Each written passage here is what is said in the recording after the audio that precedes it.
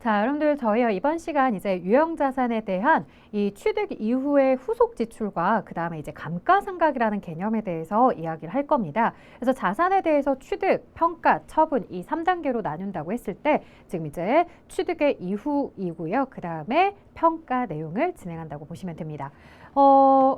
지금 이번 달도 월급이 이렇게 사라져요 라고 하면서 이제 대화가 시작이 되는데 무슨 얘기인가 봤더니 오늘 출근길에 차가 갑자기 멈췄지 뭐야? 알고 보니 제너레이터 발전기 고장이래. 아이고 내 돈, 내 수리비 70만 원 어떡하면 좋아. 이렇게 제가 직접 겪은 일이에요. 이렇게 아침부터 그런 일이 있었어요. 그래서 이 친구랑 얘기하니까 이 친구 이런 얘기하는 거죠. 아휴 말도 마. 난 다음 달 이사 가는데 집에 발코니랑 샤시랑 보일러만 교체하고 들어가려고 하는데 글쎄 1,000만 원이 깨지네. 라고 얘기를 해주는 거예요. 사실 이들 두 사람 모두 다 무언가 돈을 쓰고 있기는 해요. 근데 이 돈 쓰는 성격이 조금 다르다는 거예요. 그래도 김 과장은 그렇게 쓴 돈 나중에 집 팔면 집값에 포함해서 집값이라도 더 받지. 아니, 나는 차 팔아도 제너레이터 바꿨다고 해서 차값이 올라가진 않아. 라고 얘기하는 거죠.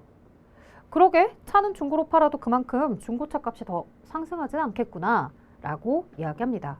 자, 분명히 두 사람 다 돈을 썼어요. 동시에. 그쵸? 근데 어떤 사람은 돈 쓰고 나서 뭐가 있어요? 그 자산의 가치가 변함없이 그냥 그대로 유지되는데 어떤 사람은 돈을 썼는데 자산의 가치가 올라가더라는 거예요. 여러분들 왜 집 보러 다니실 때 샤시가 아주 오래된 집도 있고 새로 된 집이 있단 말이에요. 그러면 나는 샤시가 새로 된 집에 좀 더 비싸도 난 그 집을 선택할 거야. 왜? 그 집이 좀 더 소음도 방음도 뭐 이런 것도 다 잘 차단이 되니까 라고 이야기할 수도 있잖아요. 자, 그런 것들을 생각해 보면 우리가 똑같이 지출을 한다고 하더라도 그에 대한 그 지출의 성격에 따라서 자산의 가치를 바라보는 시각이 다르고요. 이 시각이 다르다는 건 회계 처리할 때에도 장부상 기록되는 내용이 다르다는 거예요. 이제 본격적으로 볼게요. 자, 유형자산의 후속 지출이고요. 자산 이후, 취득 이후에 어떠한 지출이 이루어졌는가, 그 지출의 성격이 무엇인가에 따라서 우리는 자산으로 처리하기도 하고요. 비용 처리하기도 합니다. 이걸 가지고서 자본적 지출이라고 부르기도 하고요. 수익적 지출이라고 부르기도 합니다. 내용 좀 더 볼게요. 유형자산을 취득한 후에 자산을 위한 지출이 발생할 수 있습니다. 취득 후에 발생하는 지출에 대해서는 무조건 비용으로 처리하는 것이 아니라 그 특성에 따라서 자산과 비용으로 나눠서 분류하고 있죠. 그러면 앞에서 저희가 보셨던 대화 속에 자동차의 발전기를 교체해주는 작업은 자동차가 멈춰 선 거잖아요. 자동차의 기능은 뭐예요? 원래 달려야 되죠. 원래대로 돌려놓기 위해서, 원래 달리던 상태로 만들기 위해서 이렇게 발전기를 교체해주는 건 사실 지금 현재를 유지하는 정도의 지출이에요. 그렇기 때문에 이런 지출들은 수익적 지출이라고 보고요. 집에 샤시 교체를 싹 했더니 다른 집보다 집값이 1,000만 원 더 비싸졌더라.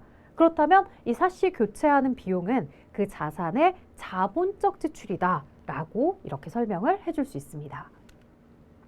자, 좀 더 정확하게 보면요. 수익적 지출은요. 그 자산의 지금 현 상태를 유지시키는 거예요. 자산이 자동차가 달리는 거다. 그럼 자동차가 계속해서 잘 달릴 수 있게끔 고장난 것을 고치는 거죠. 기계가 잘 돌아가야 되는데 기계가 멈췄어. 그래서 수리기사 데려다가 수리 좀 해달라고 부탁을 드렸어. 그래서 수리가 완성이 되었죠. 그러면 원래의 기능대로 계속해서 돌아가고 있죠. 자, 이런 것들은 우리가 수익적 지출이라고 하는 거예요. 그래서 현 상태를 유지하거나 원 상태로 회복시키는 내용이고요. 깨진 유리창을 교체해줬다고 해서 건물값이 막 상승하거나 그러진 않아요. 페인트 칠이 벗겨진 데를 페인트 칠해줬어요. 그렇다고 해서 자산의 가치가 바뀌거나 그러지 않는다고요. 부품을 교체해준다거나 자동차 부품의 교체 이런 것들도 모두 다 현재 상태를 유지하는 정도의 지출이고요. 이런 지출을 하게 되면 우리는 수선비다 라고 해서 비용을 인식하게 됩니다. 자, 건물을 우리가 수익적 지출을 했다라고 해요. 건물의 수익적 지출을 했다는 건 수선비, 비용으로 인식하시면 되고요. 기계장치에 수익적 지출했어요? 수선비 이렇게 처리하시면 됩니다. 자, 근데 자동차에 엔진오일 교체했어요. 그럼 이건 뭐예요? 차량 유지비. 수선비라는 표현 말고요. 자동차에 대해서는 이렇게 차량 유지비라는 비용 계정이 별도로 있기 때문에 자동차에다가는 수선비라는 표현 잘 안 써요. 그래서 차량 유지비라는 계정으로 써주면 조금 더 좋다라는 얘기고요. 이런 수익적 지출을 인식한다는 건 여러분들 보시는 것처럼 수선비라는 비용, 차량 유지비라는 비용이 발생하는 거예요. 반면 내용연수가 증가한다거나, 내용연수라는 건요, 그 자산에 대해서 표준 사용 시간을 얘기하는데요. 그 표준 사용 시간이 증가하거나 생산량이 증대되는 것, 이렇게 이제 이야기를 하거든요. 자, 엘리베이터를 설치한다거나 건물을 증축한다거나 중앙 냉난방 장치를 설치하는 거예요. 엘리베이터가 없던 건물에 엘리베이터를 설치를 한다는 건 그 건물의 가치가 분명히 올라갑니다. 여러분들도 그런 경험 있을 거예요. 아파트나 아니면 빌라 같은데 거기에 엘리베이터가 없어요. 그러면 다른 집보다 좀 시세가 저렴하다 이렇게 느낀 거 있을 거예요. 그만큼 엘리베이터가 있으면 편리함이 더 추구가 되기 때문에 그렇겠죠.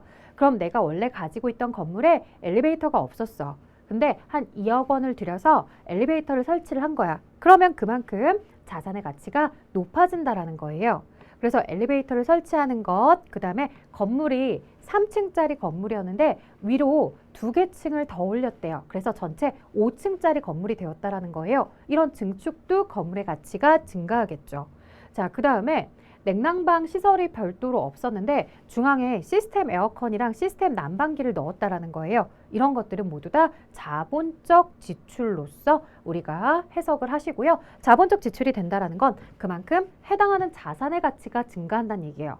자, 여기서 오해하시면 안 되는 게 해당 자산이라는 계정 과목이 있는 건 아니야. 그치? 건물에 자본적 지출했으면 건물, 기계장치에 자본적 지출했으면 기계장치 이런 식으로 표현을 해주시면 됩니다. 자, 이렇게 이제 자본적 지출을 하게 되면 자산을 증가시키게 된다라고 봐주시면 되겠고요. 관련된 문제 볼게요.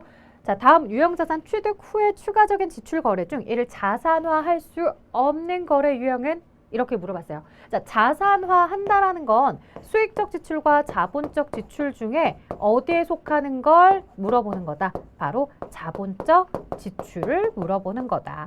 자, 자본적 지출이 안 되는 거는 누구냐라고 했으니 자본적 지출이 안 되는 거 바로 수익적 지출을 골라봐라 라고 이야기하는 거죠. 자, 그럼 수익적 지출을 골라봐요. 우리 장기적으로 지출 효과가 계속해서 나타나고 있다고요? 오늘 당장 유지를 시키는 게 아니라 앞으로 먼 미래를 위해서 아주 대대적으로 돈을 들였다고요? 그런 건 자본적 지출이에요. 사용 가치가 증가해요? 내용 연수가 늘어났어요? 이런 거 모두 다 자본적 지출이에요. 따라서 능률 유지와 회복에 대한 내용만 수익적 지출에 대한 설명이라는 거죠. 이렇게 성격을 가지고서도 여러분들이 이게 자본적 지출이 되는지 수익적 지출이 되는지 아셔야 되겠고요. 그 다음 볼게요. 유형자산 취득 후에 추가적 지출에 관한 거래이다. 수익적 지출로 분류할 수 있는 것을 물어봤어요. 자, 우리에게 수익적 지출인 것을 이렇게 물어봤는데 마찬가지 현 상태를 유지하고 원 상태를 회복하는 것, 이런 것들은 모두 다 수익적 지출로 들어가죠. 하지만 이제 나머지는 자본적 지출일 텐데요. 내용 연수가 예를 들어서 3년 정도 쓸 수 있었던 자산이 내가 어떠한 특수한 업그레이드나 장치를 달았더니 5년까지 쓸 수 있다더라. 사용하는 가치가 지금 현재 70만 원의 가치였는데 지출이 이루어지고 나서 100만 원의 가치가 되었더라. 본래 용도의 변경을 위한 개조. 우리가 왜 공간을 리모델링 하거나 그러면 가치가 상승하잖아요. 이런 식으로 우리가 볼 수 있습니다. 자, 다음 보기의 지출 내역을 참고로 비용 처리해야 될 금액은 얼마인가? 자, 비용 처리다라고 해서 내용을 보니까요. 유리의 파손, 그 다음에 냉난방기 설치, 그 다음 외벽의 도색비 이렇게 나왔는데요. 자, 이 비용으로 처리할 수 있다는 것은 무슨적 지출을 이야기하는 거다? 수익적 지출을 골라보세요 라고 이야기하는 거죠. 자, 수익적 지출은 유리의 파손이라든가 외벽의 도색 이러한 내용들이 바로 수익적 지출에 들어가는 거고요. 난방장치 설치 비용은 어디에 들어가야 돼요? 자본적 지출에 들어가는 내용입니다. 따라서 수익적 지출에 해당하는 두 가지 200만 원과 500만 원의 합을 여러분들이 700 이렇게 정답으로 체크를 하셨어야 됩니다.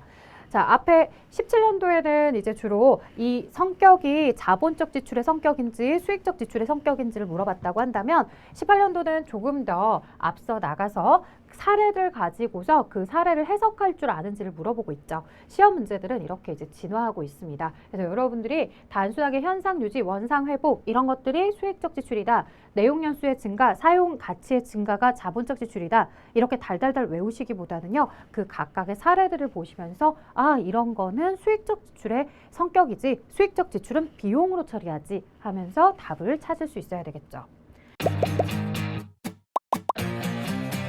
에듀윌 유료 회원만의 특별한 서비스.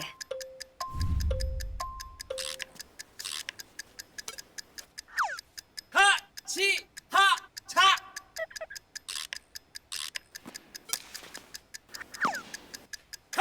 하치하차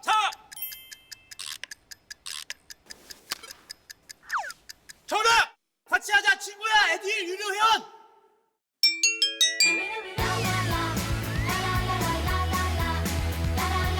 친구 소개하고 현금 받는 혜택. 오직 에듀윌 유료 회원에게만. 에듀윌. 자, 그다음 볼게요. 이제 자산의 취득 이후를 이야기하려고 합니다. 자, 보통은 여러분들 우리가 자산을 취득했다라고 하면은요. 자동차사도 그렇고요. 어쨌든 자산을 이렇게 구매를 했잖아요. 그러면 차량에 대해서 구매를 했을 때 이걸 가지고서 내가 돈을 지불하면 돈을 썼으니까, 돈이 지출되었으니까, 돈이 나갔으니까 비용으로 이렇게 써야 될 것 같지만 실제로는 우리는 이에 대해서 비용 처리하지 않고 뭐로 처리하더라? 차량 운반구 이런 식으로 자산으로 인식을 하더라는 거죠. 이렇게 자산으로 인식하는 이유는 무엇 때문이냐면 내가 지금 돈을 지출하긴 했지만 이 자산으로 아직까지 효과를 얻은 효익이 생긴 거는 없었어요. 그럼 효익은 언제 생기느냐? 이 자동차를 내가 구매해서 계속해서 영업에 활용을 하면서 계속 끌고 다니면서 그 자산에 대한 효과를 얻게 되는 거죠. 자, 따라서 처음에 구매했을 때는 자산으로 인식을 했다가 이 자산을 가지고서 1년 쓰고 또 1년 쓰고 1년 쓰고 하면서 그 자산에 대해 효익을 얻을 때 그 효익을 얻는 것에 대해 대응하도록 우리는 바로 감가상각이다라고 하는 비용을 인식하도록 한 겁니다. 그래서 처음에는 취득했던 가격에 대해서 모두 자산으로 인식했다가 그 자산을 사용하면서 자산의 가치가 깎이는 것을 이렇게 감가상각비다라고 하는 비용으로 그 자산의 효익에 대응해서 인식을 하죠. 그래서 이걸 감가상각비를 인식하는 개념을요. 우리는 손익계산서 작성 원칙 중에서도 하나 있었는데요. 바로 수익 비용에 대한 대응 원칙이라고 합니다.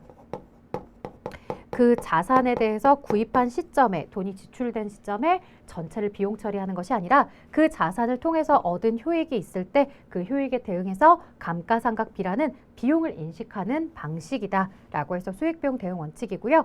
자, 우리가 처음에 취득했던 자산의 가치가 계속해서 사용하면 사용할수록 자산의 가치가 떨어지잖아요.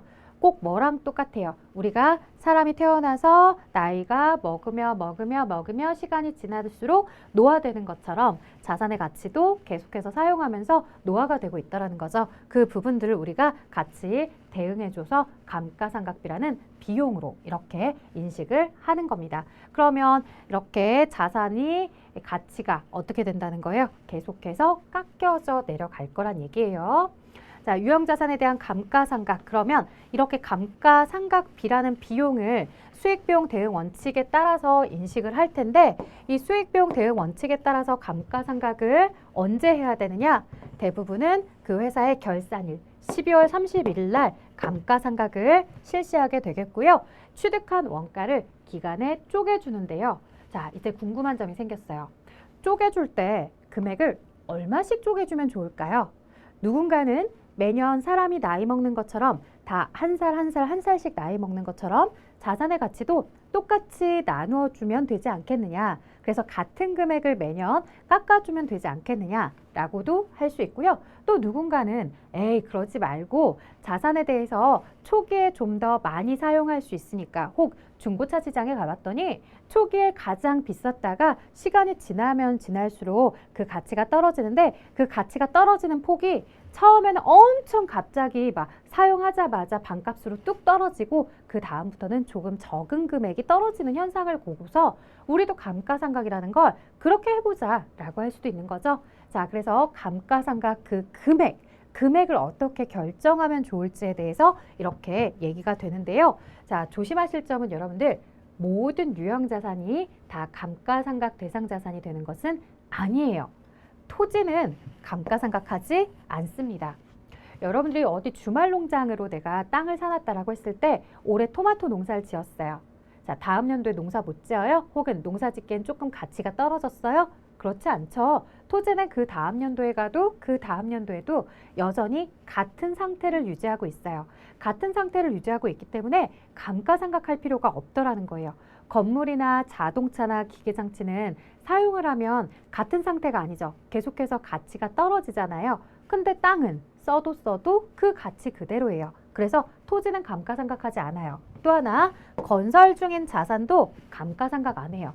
건설 중인 자산은 자산의 가치가 계속해서 건설을 할 때마다 올라가는 상태인 거지 이것을 사용 소비해서 가치가 떨어지는 상태가 아니에요. 그렇기 때문에 건설 중인 자산도 감가상각할 필요가 없습니다.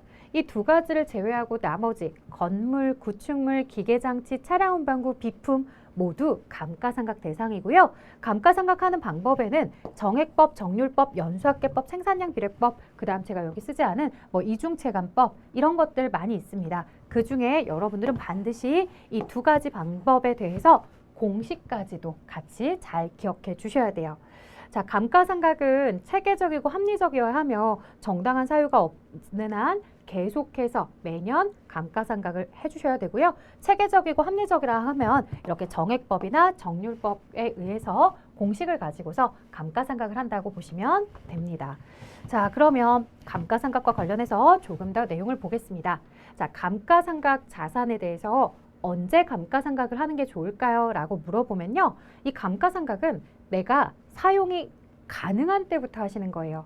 자, 이걸 왜 중요하게 이야기하냐면 우리가 자산을 분명히 구입한 시점이 있었을 거야. 예를 들어서 7월 1일 날 그 자산을 구매했어요. 근데 구매할 때 외상 구매해서 나중에 7월 15일 날 대금을 지불했어요.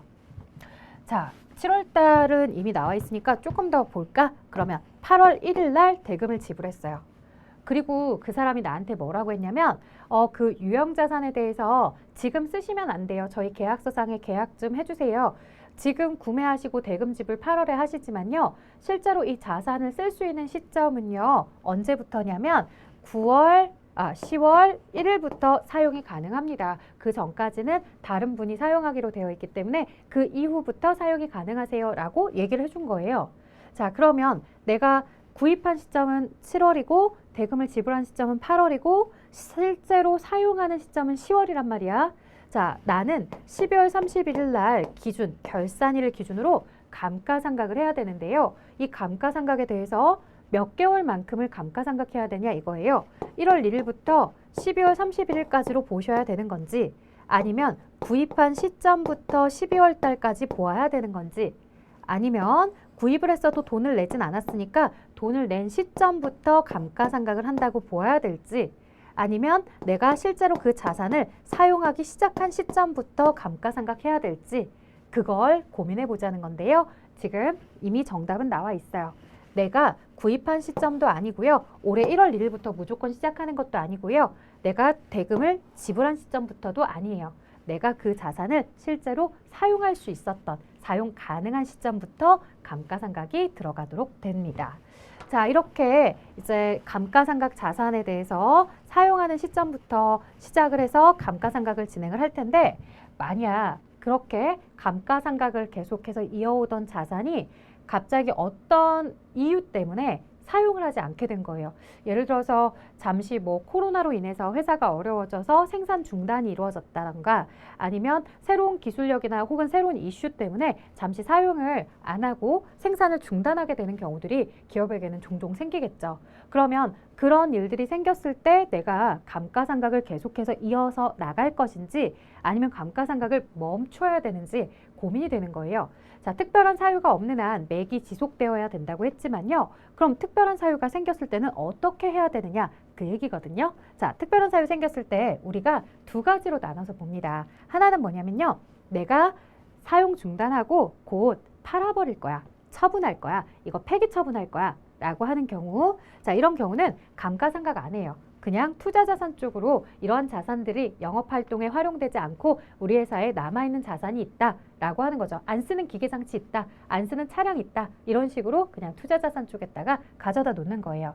자, 근데 사용을 잠시 중단하긴 했지만 이거 영원히 안 쓸 거 아니고요. 잠깐 생산 중단한 거고 다시 내년에 몇 월부터 가동할 거예요. 그러면 그 부분에 대해서 잠시 중단했고 앞으로 사용 예정이라고 한다면 이때는 어떻게 해야 되겠어요? 감가상각을 하기는 해야 되겠죠? 계속 쓸 거니까. 자, 감가상각을 하긴 하는데 이 부분에 대해서는 여러분들 우리가요.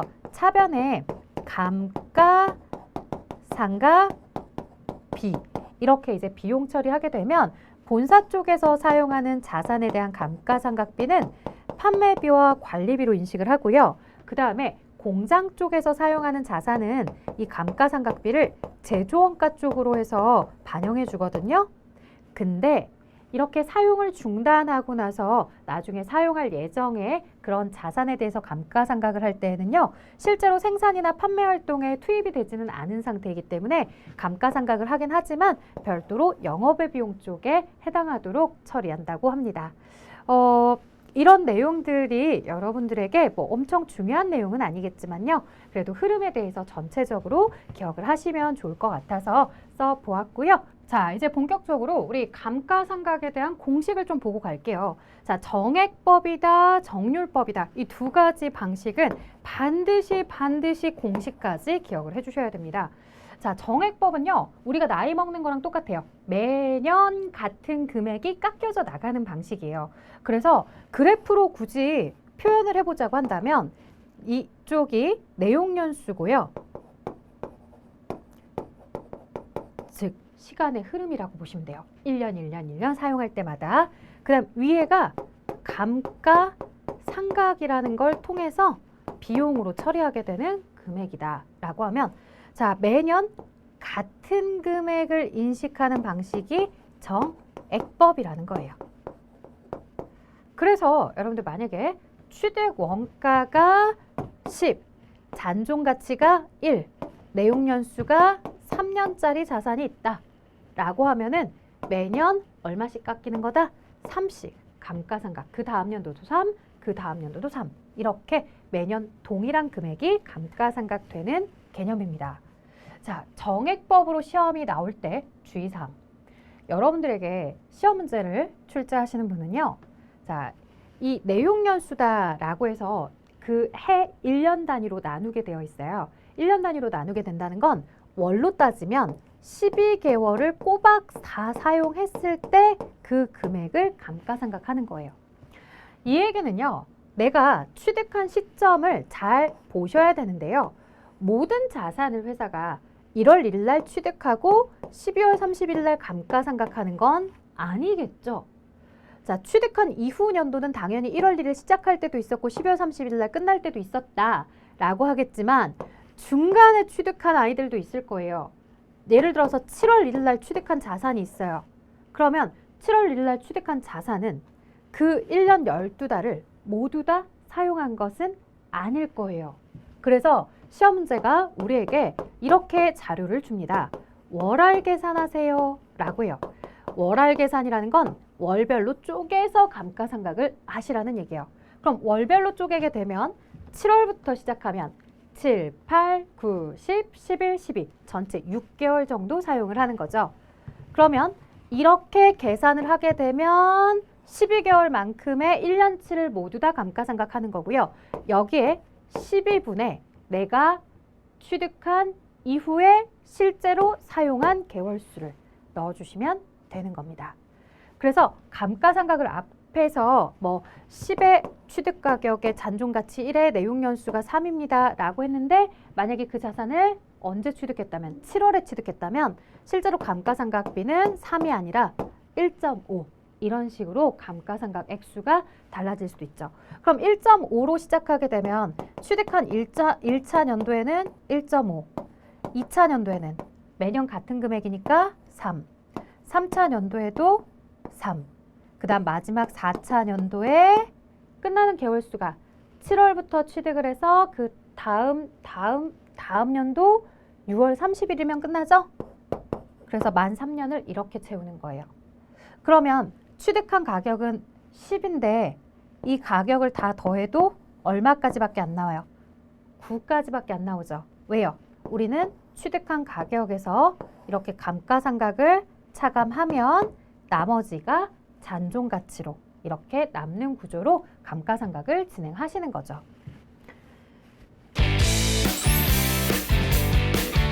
세 개요?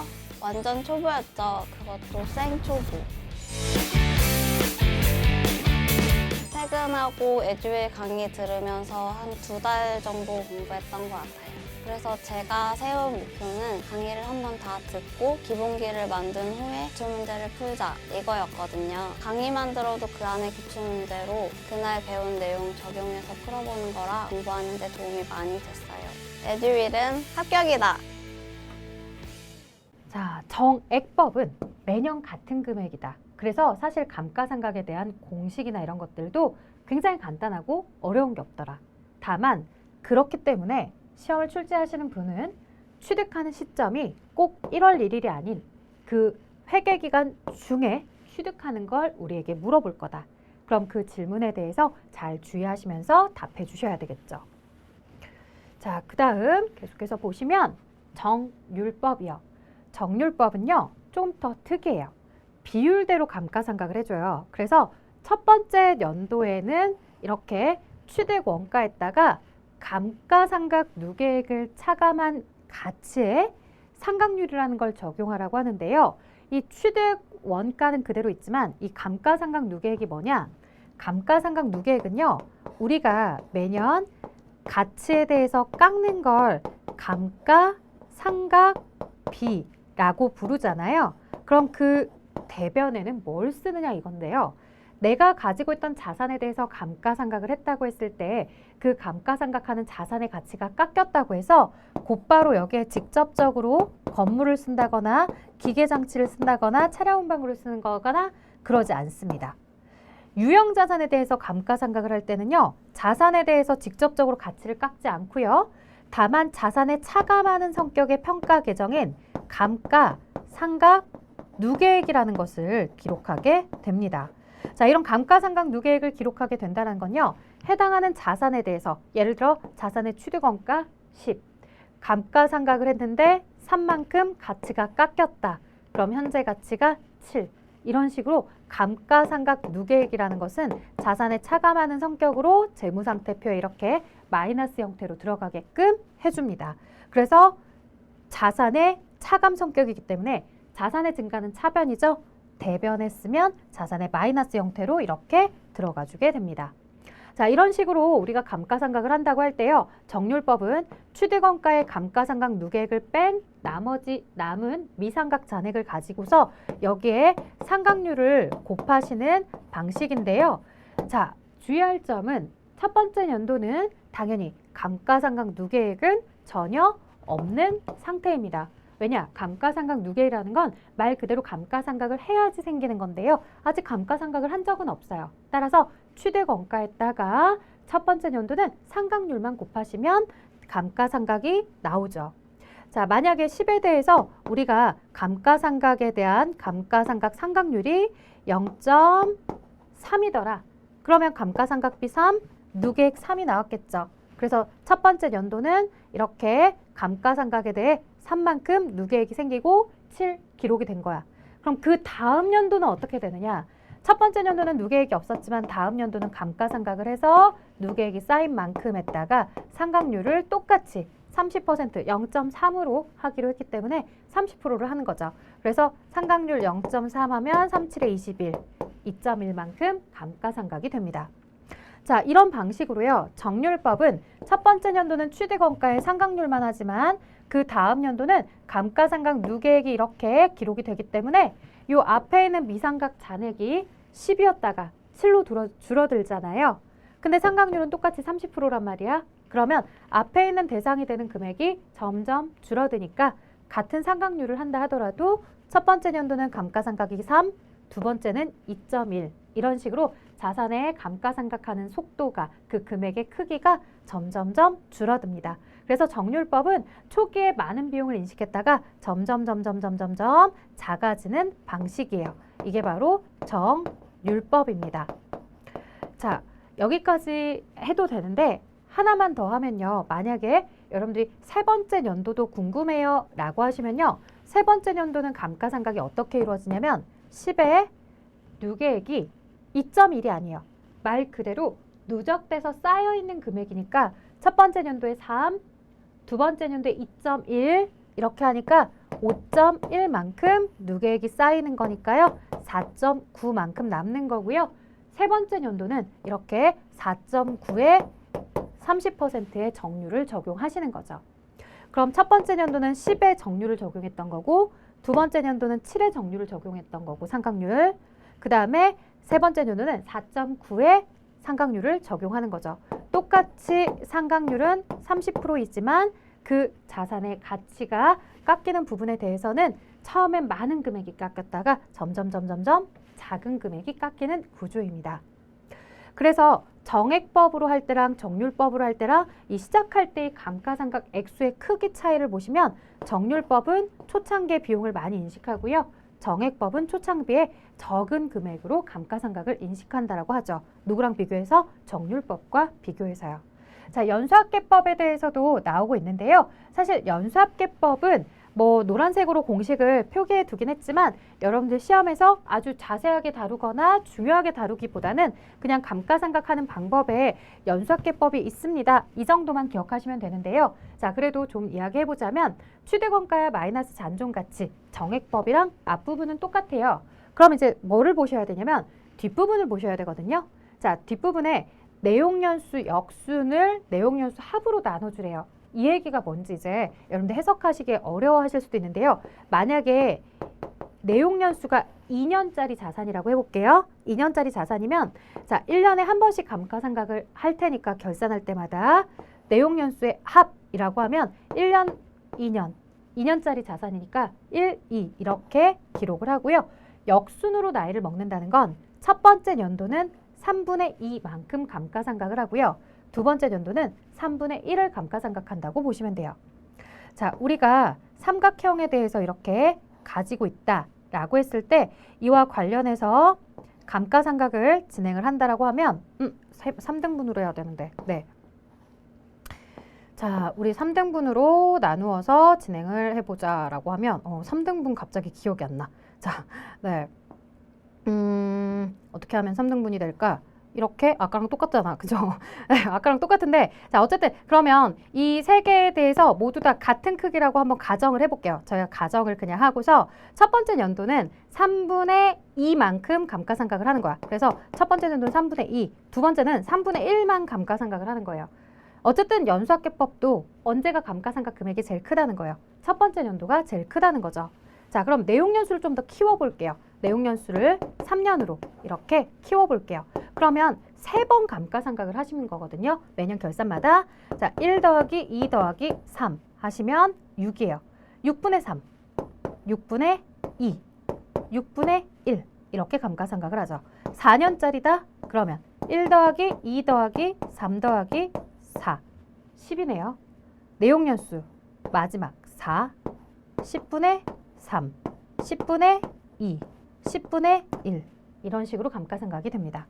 내용연수가 몇 년이든 상관없이 제일 첫 번째 연도가 제일 많은 금액을 감가상각하는 방식 연수합계법이고요.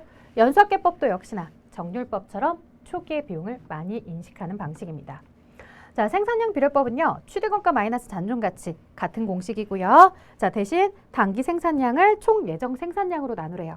그러면 이 생산량이 많은 연도에는 감가상각을 많이 할 테고요. 생산량이 적은 연도에는 감가상각을 적게 하겠죠. 네, 그래서 생산량 비례법은 특별한 공식이나 특별한 규칙성은 없어요. 그냥 많이 할 수도 있고 적게 할 수도 있어요. 얘들은 초기에 많아졌다가 점점 줄어들고 얘는 매년 똑같죠. 근데 생산량 비례법은 그런 거 없이 그냥 생산할 때마다 많이 할 수도 있고 적게 할 수도 있다. 자, 이렇게 방법을 보았는데요.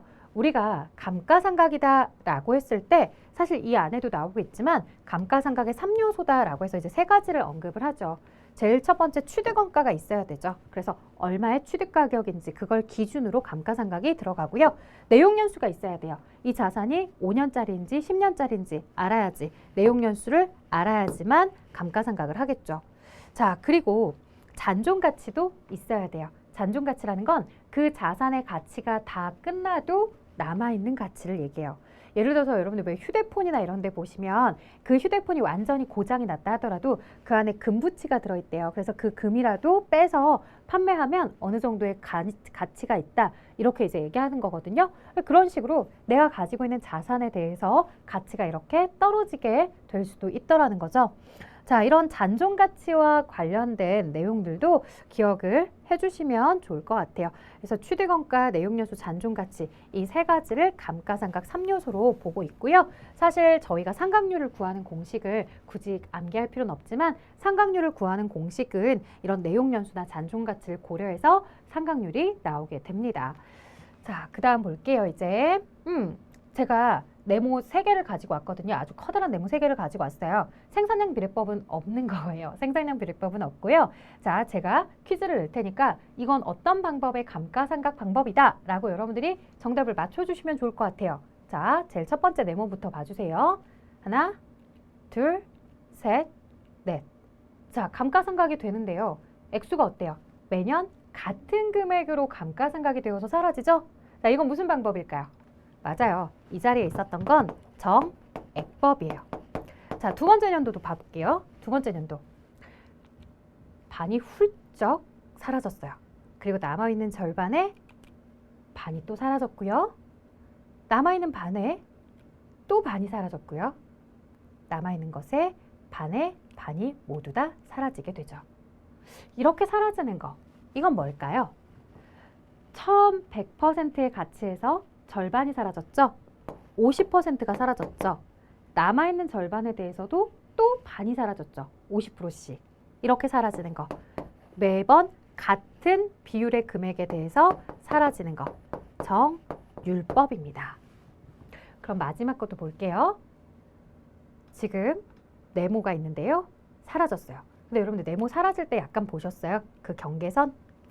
네모 사라질 때 그 경계선 보셨나요?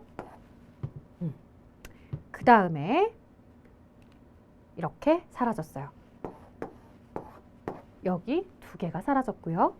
마지막이 사라지겠죠. 그럼 이건 뭘까요? 하나, 둘, 셋, 넷, 다섯, 여섯.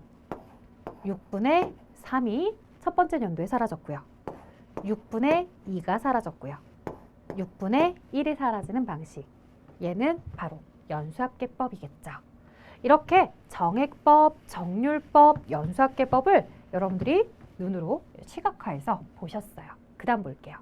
자, 감가상각과 관련된 예제 문제인데요. 취득원가 9에 내용연수 3에 잔존가치가 제로이다. 정액법으로 감가상각 해봐라 라고 간단하게, 책에는 없어요. 그냥 간단하게 공식을 가지고 왔어요. 그럼 여러분들 1차 년도에 감가상각할 때 정액법으로 취득원가, 잔존가치 제로니까 그대로 빼고 나누기 내용연수 3년 하면 어떻게 나온다?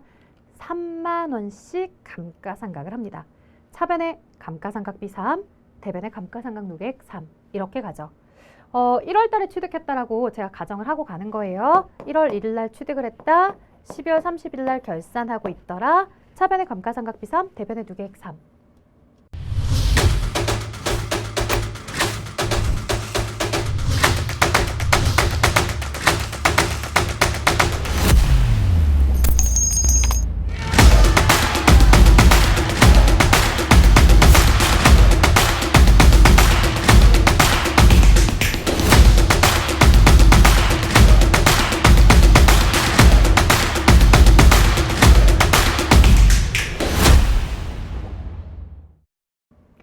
그리고 두 번째 년도도 볼게요.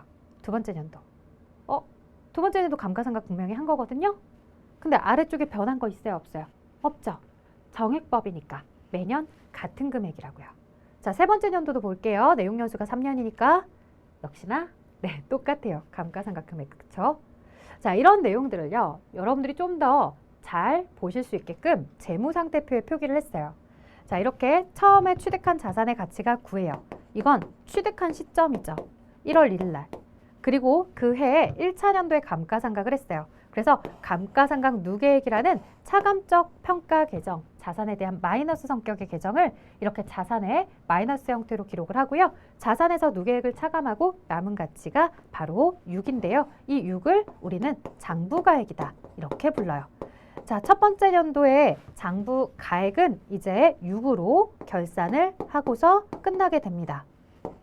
자, 그 다음 두 번째 연도도 역시나 차변의 감가상각비, 대변의 감가상각 누계액 똑같이 3만 원을 감가상각했기 때문에요. 누적액은 3만 원에 3만 원을 더해서 6만 원이 이렇게 표기가 되고요.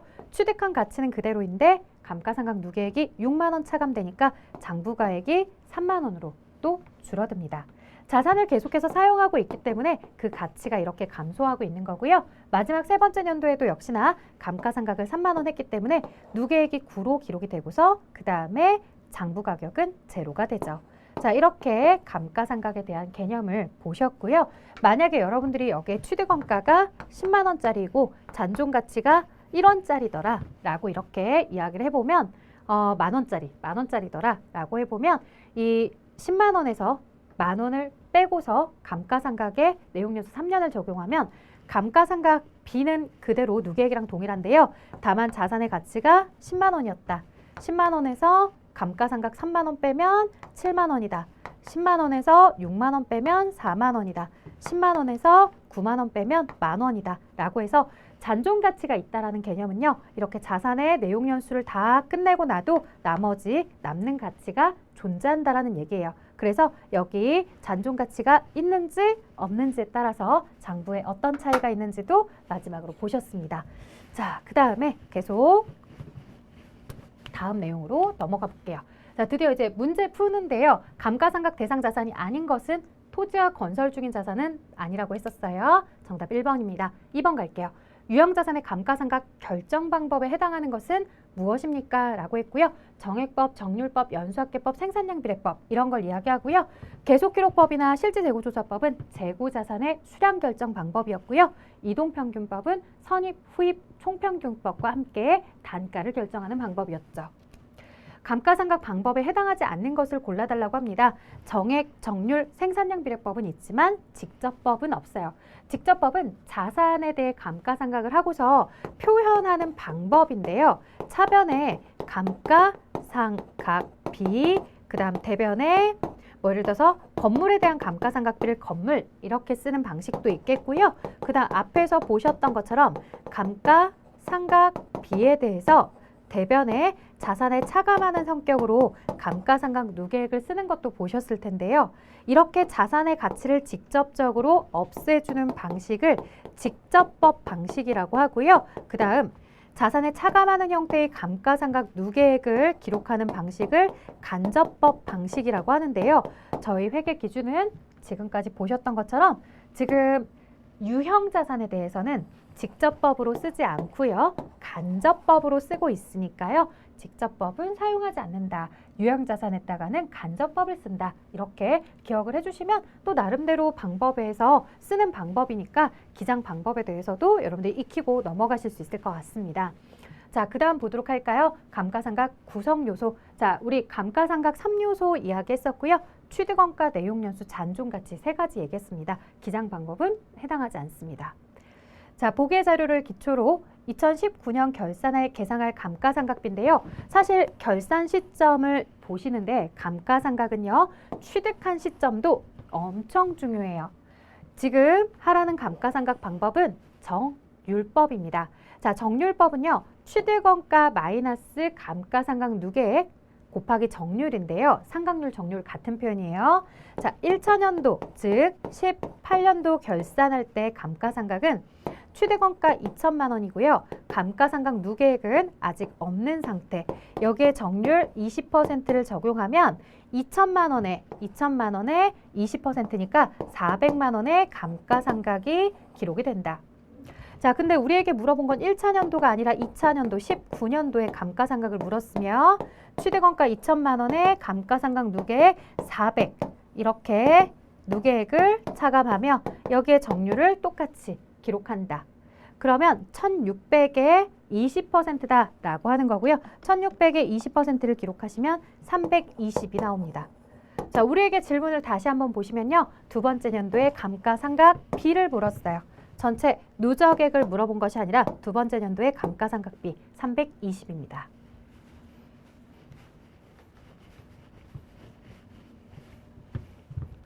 자, 6번. 2019년 결산 시 감가상각에 대한 내용입니다. 올바르게 분개한 것을 물어보고 있고요. 자, 2019년 4월 1일에 자동차를 취득했어요. 근데 여러분들 19년도 결산할 때 비용을 물어보는데 취득한 시점이 엄청 눈에 잘 들어와야 돼요. 안 들어오면 어떡하냐고요? 지금부터 보는 연습을 하시면 되죠. 자, 자동차의 내용연수 5년이고 잔존가치는 200이래요. 그리고 방법은 정액법이래요. 자, 이제 12월 결산할 건데 정액법 사실 어렵지 않죠. 자, 3,200만 원 단위 생략할게요. 200만 원의 잔존가치를 차감하고 내용연수 5년으로 나눠주는데 앞에서 설명드렸어요. 이게 다가 아니라고. 여기에 뭐를 고려하셔야 되냐면 여러분들이 지금 전체 12개월 중에 4월 달부터 시작해서 12월 달까지 실제로 사용한 시간은 12달이 아니라 4, 5, 6, 7, 8, 9, 10, 11, 12, 9개월밖에 안 돼요. 자, 그러면 3,000에 나누기 5 그리고 곱하기 9 나누기 12 진행해 보도록 할게요. 3,200에서 200을 차감하면 3,000 나누기 5 하면 600 곱하기 9 나누기 12 하니까 450. 450을 감가상각하기로 했고요. 450에 대해서 차변의 감가상각 B, 대변의 감가상각 누계액 이렇게 표기해 주시면 되는 거죠. 자, 다음 볼게요. 7번. 보기는 어떤 건물에 대한 자료입니다. 자료를 이용해서 2019년 12월 31일에 대한 장부금액을 계산하래요. 장부금액. 자, 장부금액은 뭐라고요? 자산의 취득 원가에 감가상각 누계액을 차감하고서 남는 돈. 이게 장부가액. 그리고 문제에 대해서 조심하셔야 될 점. 2019년도를 물어봤는데 취득한 시점 18년도. 그러면 18년도 결산 한번 하시고 19년도 결산 넘어갑니다.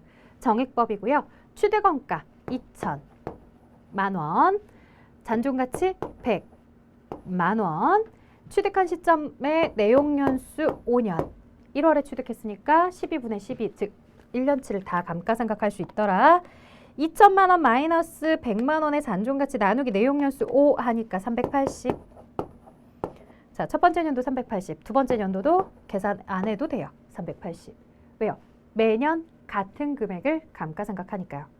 조심할 점은 우리가 매년 감가상각하는 금액은 380인데 여기 안에 들어가는 누계액은 18년도에 380뿐만 아니라 19년도 결산하면서 감가상각 누적이 된 금액도 같이 고려해 주셔야 되죠. 그러면 380에 380은 760이더라. 자산에 취득한 가격 2천만 원에 760의 누적액을 차감해 보아라. 그럼 장부 가격이 1240만 원으로 산출이 될 것이다. 따라서 장부가액은 1240. 내용연수가 지금 5년이고요. 정액법으로 감가상각을 하고요. 그 다음 취득한 시점도 1월에 취득을 했어요. 그래서 어려운 문제는 아니었죠. 취득원가 잔존가치 나누기 내용연수 이렇게 해서 매년 같은 금액 감가상각인데 문제는 여러분들이 가장 많이 하는 실수는 취득한 시점과 감가상각을 하는 시점 이걸 가지고서 두 번 감가상각을 진행해 줬어야 되는데 한 번만 진행하고서 답을 찾으려고 하면 답이 안 나오죠. 그래서 두 번 이렇게 감가상각을 해서 누적액을 차감한 다음에 장부가액을 계산하는 방식이라는 걸 봐주시면 좋겠습니다. 자, 8번 갈게요. 19년도 12월 31일이고요. 역시나 취득한 시점 2018년도입니다. 취득한 금액은 2천만 원에 잔존가치 500이었고요. 그 다음 감가상각에 대해서는 정액 수법으로 내용연수 10년으로 감가상각을 합니다. 자, 역시나 장부 금액을 물어보는 문제였었고요. 취득한 금액 2천만 원에 감가상각 누계액을 차감해 줄 건데 여기 차감하는 감가상각 누계액은 18년도 것도 들어가고 19년도 것도 2개년도께 들어가야 된다. 자, 취득원가 마이너스 잔존가치 나누기 내용연수로 한번 해보도록 할게요. 2천에 500을 빼면 1,500 나누기 10년 하면 매년 150씩. 첫 번째 년도 150, 그 다음에 19년도도 150. 150 곱하기 150 더하기 150 하면은 300. 그러면 2천만 원의 취득 가격에 300의 누계액을 차감했더라. 얼마만큼 나오더라? 1,700. 자, 따라서 자산의 장부 가격을 물었다. 1,700. 자, 같은 문제였어요. 같은 문제였는데 그걸 가지고서 여러분들에게 얼마만큼 잘할 수 있는지 계속해서 똑같이 숫자만 바꿔서 물어보죠. 항상 보면 취득한 시점 그 해의 감가상각한 후의 장부가액이 아니라 취득하고 그 다음 연도에 갔을 때의 장부가액을 물어보고 있어서 두 번을 감가상각해야 된다는 걸 좀 조심하셔야 됩니다. 자, 9번 갈게요. 10월 1일 날 처분 시점에 차량 운반구 가격을 장부가액을 구하래요. 처분한 걸 하라는 게 아니라 처분하기 직전까지의 감가상각을 보라는 거거든요. 그러면 2018년 1월 1일 지금 영업부의 차량 운반구를 3천만 원의 현금으로 구입을 했다라고 되어 있고요. 정액법이래요.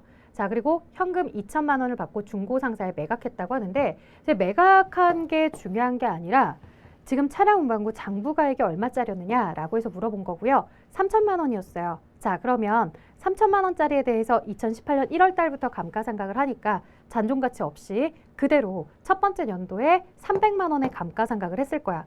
자, 그리고 두 번째 연도에 감가상각을 진행을 했을 텐데 이 두 번째 연도에 감가상각을 진행했을 때에는 300만 원에 대해서 1년치를 모두 다 감가상각하는 것이 아니라 12분의 9까지 해서 9개월 사용한 걸 감가상각했을 거라는 거죠. 300만 원 곱하기 9 나누기 12 하시면 225만 원이다 라고 나와요. 그러면 225만 원어치만 지금 현재 2019년도에 진행을 했을 거라는 거예요. 그럼 300만 원에 225만 원이다 라고 해서 두 개를 더하면 525만 원이 되겠죠.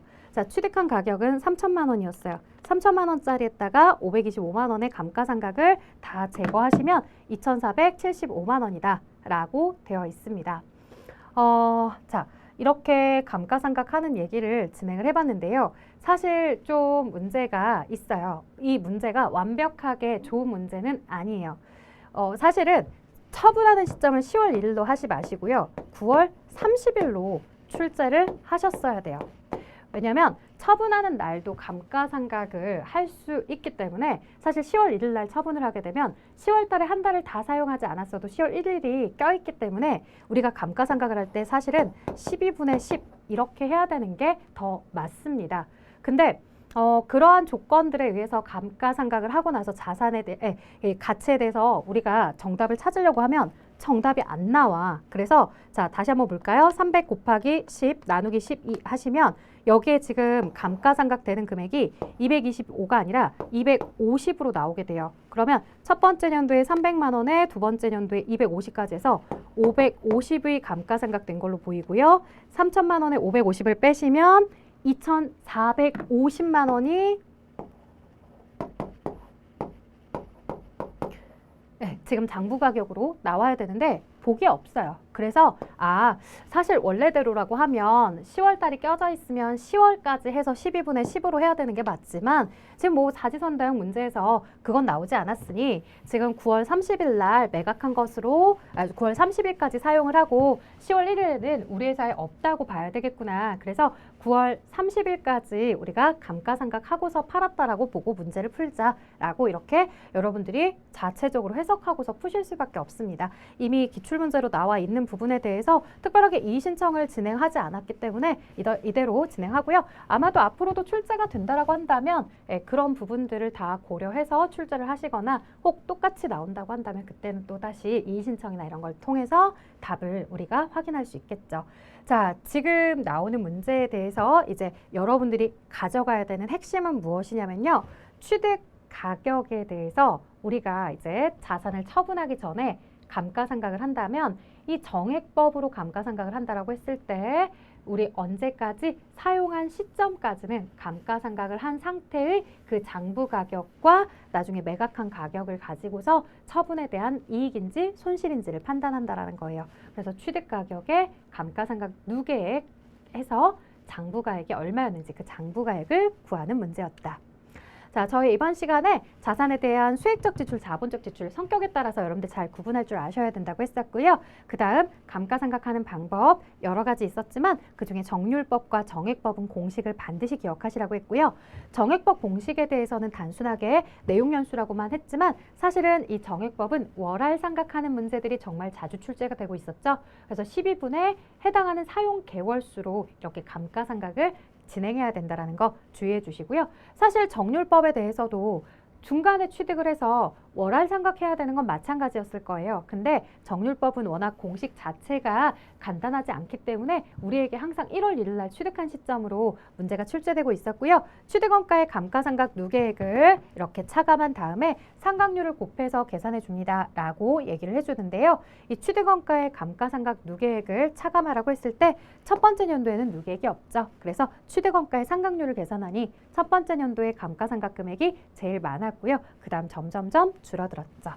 자, 연수학계법까지 이렇게 얘기했지만 막상 연수학계법은 저희 ERP 회계 2급에서 자주 다루는 내용은 아닙니다. 근데 그렇다고 스킵하기에는 좀 그래요. 우리에게 감가상각하는 방법이 아닌 것을 고르세요. 이렇게 얘기했을 때 연수학계법은 감가상각하는 방법이 맞아. 이렇게 넘기셔야 되기 때문에 알고 계시면 좋겠죠.